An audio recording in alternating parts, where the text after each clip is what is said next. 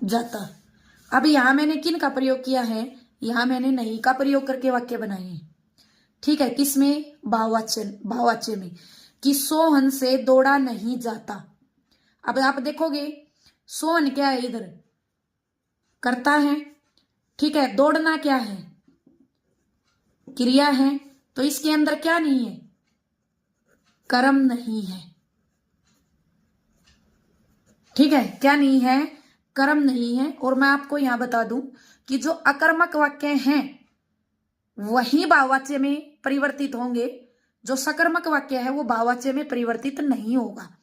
ठीक है, परिवर्तित क्यों नहीं होगा, क्योंकि इसमें मैंने आपसे ऊपर भी बताया है कि इसमें जो क्रिया है ना, देखो मैंने यहां बताया है कि भाववाच्य में, ठीक है, यहां बताया भाववाच्य में क्रिया हमेशा क्या होती है, सदैव अकर्मक होती है।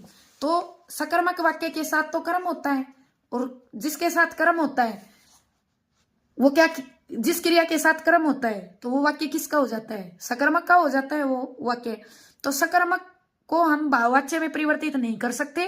क्यों नहीं कर सकते, क्योंकि भाववाच्य के अंदर, ठीक है, भाववाच्य के अंदर हमेशा अकर्मक क्रिया होती है।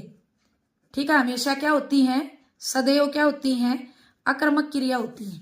अब मैंने यहां लिखा सोहन से दौड़ा नहीं जाता, तो देखो सोहन क्या है, कर्ता, क्रिया क्या है, दौड़ना, क्या नहीं है, कर्म नहीं है, क्या नहीं है, कर्म नहीं है, तो यह कर्मक का था, तो इसलिए किसमें प्रयोग कर दिया मैंने, भाववाच्य में।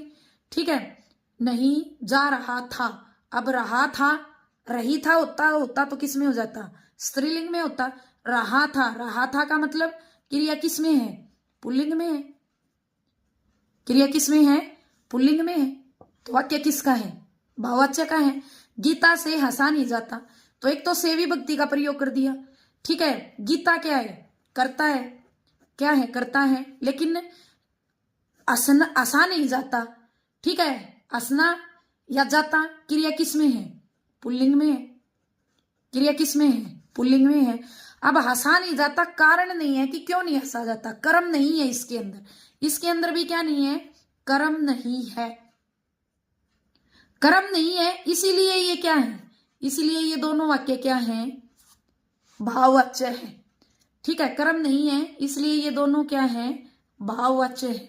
किसके वाक्य हैं ये दोनों भाववाच्य के वाक्य हैं। आगे पढ़िए, जैसे मैंने एक लिया, एक उदाहरण से और समझाती हूं मैं। गर्मियों में लोग खूब नहाते हैं,